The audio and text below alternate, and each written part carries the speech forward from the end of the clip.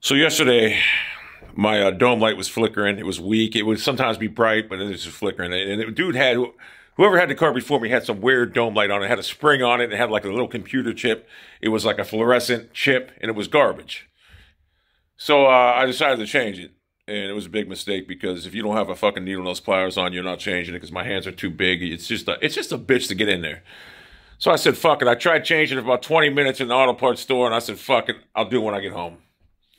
So on the way home, I had to stop at some food store and get cat food. I went in there, got cat food, and my key fob wouldn't work. I couldn't get in my car. And every time I put the key in the car to unlock the door, it would just keep it locked. It would turn and click, but it would lock.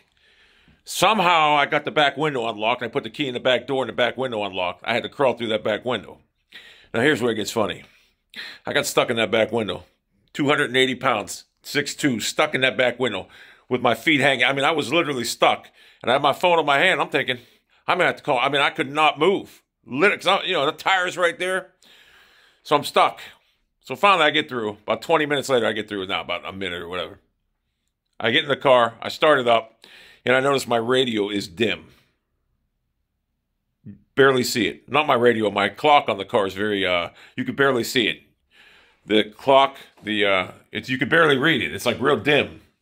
So I get home, I change the dome light with the needle nose pliers, and it doesn't work. And I'm like, motherfucker, something's got to be wrong here. The key fob still wouldn't work.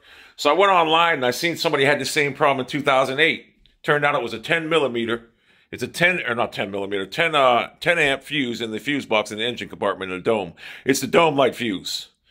So if you have a problem with that, I'm sure other people have had it. It's a 10 fuse you'll see it. There's a diagram on top of the box and underneath it.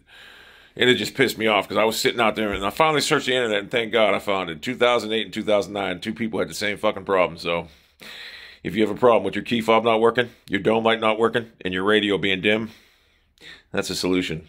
A 10 milligram amp or a 10 10 amp or fuse.